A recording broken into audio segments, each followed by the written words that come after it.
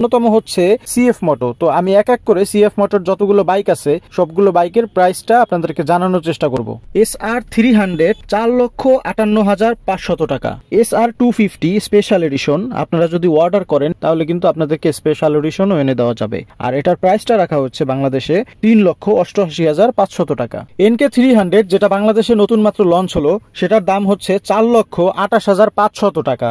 এর পরের সিরিয়াল হচ্ছে NK250। এই বাইকটা অনেক সুন্দর একটা বাইক, আমার কাছে পার্সোনালি অনেক পছন্দ।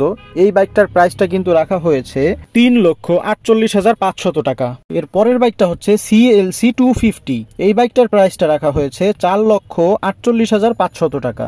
এরপরে আছে হচ্ছে SC 150 সিসি, আর এটার দাম হচ্ছে 3,58,500 টাকা। সো আপনারা কিন্তু কম বেশি সবাই জানেন যে বাংলাদেশে কিন্তু সিএফ মোটর পক্ষ থেকে আরো দুইটা বাইক লঞ্চ হয়েছে, একটা হচ্ছে NK300 আর একটা হচ্ছে NK125। সো এই NK125 বাইকটা কিন্তু বাংলাদেশের প্রত্যেকটা মানুষ পছন্দ করছে। বাংলাদেশের যত বাইকাররা আছে সব বাইকারদের কিন্তু এই NK125টা অনেক পছন্দ হয়েছে, ইভেন আমারও ভালো লাগছে এটা ডিজাইন। সো এটা বাংলাদেশে অলরেডি চলে আসছে, ইনশাআল্লাহ আমরা কিছুদিন পরে এটাকে রাস্তায় আশা করি। তো যেমনটা বলছিলাম, সিএফ মোটো NK125 বাংলাদেশে লঞ্চ হওয়ার পরে সবারই অনেক ইচ্ছা যে এটার দাম কত কি দাম হয়েছে এটা জানার। দাম জানতে চান তাহলে আমাকে কমেন্ট বক্সে দাম লিখে জানতে চাইবেন, আমি আপনাদেরকে এটার দামটা জানিয়ে দিব।